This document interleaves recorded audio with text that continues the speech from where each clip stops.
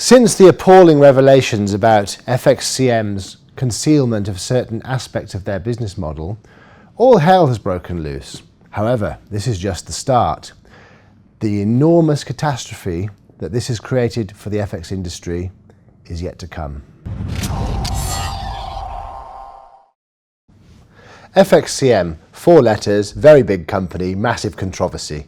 Think about this. We have covered all of that over the last few weeks, ever since the NFA's ruling against the company came to light, and I think that has been exhausted to the point where details in every aspect of the whole surrounding circumstances, where FXCM was using a market maker that they had an undisclosed interest in to trade against its customers and then take rebates from the market maker.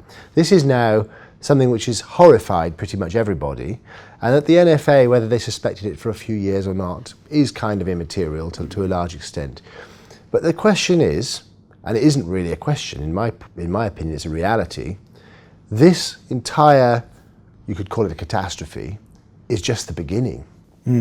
Correct. What actually provoked the scandal of FXCM is not what happened in the last few months. What provoked it was the Swiss National Bank change and interference in the foreign exchange markets.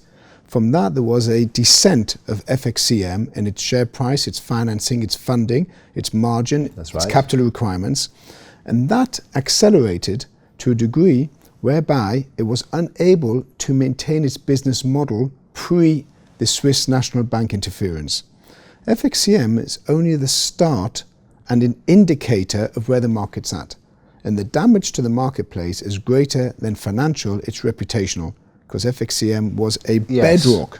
That's right. It actually is completely reputational, and it plays into the hands of what many people in this industry are seeing as a lobby group by the mighty giants of Chicago and of London and even, believe it or not, Frankfurt's Deutsche Börse, which has got an interest in getting itself into the retail industry because of buying 360T's treasury system for $795 million a few years ago. These are people who are very powerful, and they're presiding over entities which are extremely powerful. They make even the largest OTC groups, such as IG Group or Gain Capital, look tiny by comparison, even though they are big themselves. They want all that retail business back. So previously, it was very easy to defend the OTC industry's standing. Yes, there have been some firm failures over the years. There have been some negative balance exposures. There's been examples of binary options fraud and things like that.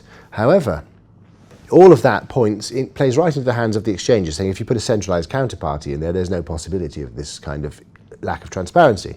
But the answer always was, no, you're wrong. It's a 25-year established business. There's publicly listed companies such as FXCM listed on New York Stock Exchange with public reporting responsibilities, and a board of directors and shareholders that is wider than just the original founders of the company. But you can't say that anymore, because now they're going to say, well, there you go, we were right all along. And this is disastrous going forward, in my opinion. Well, to say they were right all along is not 100% correct, because the regulator can only regulate on historical events. It can't regulate on real live events. So you've got a company that's operating under the really live scenario. The regulator will only know about that when it's recorded under historical documents. That's right. Therefore, it's always behind the curve. It's never going to be ahead of the actual trading firm. That's the problem. So, the development cycle is so fast now. It's such a high. These are companies that develop all their own technology. FXCM, rather like all the other large FX companies in the world, are technology providers. They have their own top to bottom infrastructure. So therefore, and they're developing this very, very quickly, and they're very well capitalized. So the CEO of that particular company also happens to be an incredible negotiator. So he managed to get a handshake deal with Leucadia to bail them out of exactly that. Remarkable. It's unheard of. That is incredible leadership. But you see, if they'd had a chance to do that due diligence, they wouldn't have invested. He probably knew that and got them and was able to do it. But the whole thing is, it's the work of genius, but it is damaging. Right, it's possible, because to go and raise finance of, I think it was 300 million within 12 hours or 24 hours, and you've got the NFA breathing down your neck, is unheard of. So the chance of doing due diligence on all of the historical behavior and the conduct of the company within that short period of time would be impossible. Take 6 months. Impossible. Take 6 months. Now, it could have worked out that FXCM did recover.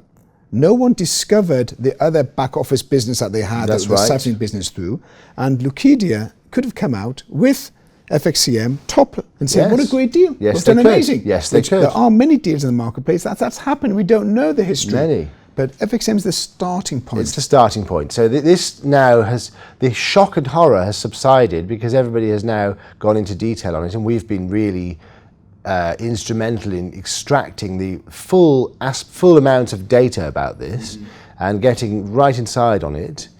But the question is which other firms are doing it. That's the thing, isn't it? Which other firms we are doing know it? that in America, this is the disaster of it, is that it happened in America, where it's the best quality of regulatory, it's the most detailed regulatory infrastructure in the world. The NFA really know what they're doing. And I believe they suspected this, but because of the negotiation skills of the management team, they were able to go away, probably with some doubt, but thinking, yeah, okay, maybe we're wrong. Maneuver their way out of it. That's right. So they now have got a little bit of egg on their face, and they won't tolerate that.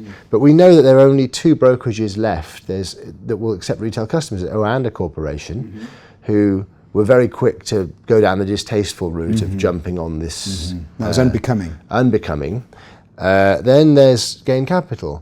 Now those 2 companies openly admit that they are market makers, so they're effectively not flouting the rules. But the question is, outside America's very transparent, very publicly reported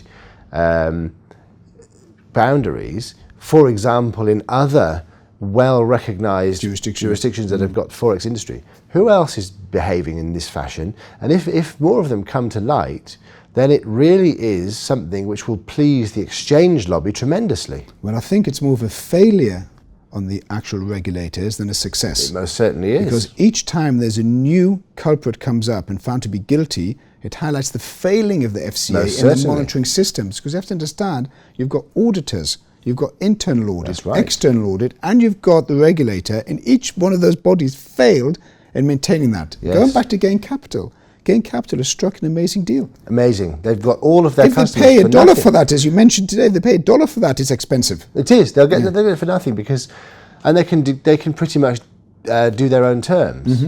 So Absolutely. It's that. So good time to start being a broker in the US. Absolutely. Something to look into. I would. You know, if I had the 20-something million capital, I would go and do it right That's now. right. Good thing to look into. Absolutely correct. Very nice to see you again, Meir. Thank you very much. Meir Velenski, CEO of Velenski Financial Group. Thank you. I'm Andrew Saks-McLeod, CEO of FinanceFeeds. Thank you for joining us here in Geneva, Switzerland today at Dukascopy TV. See you next time. Goodbye.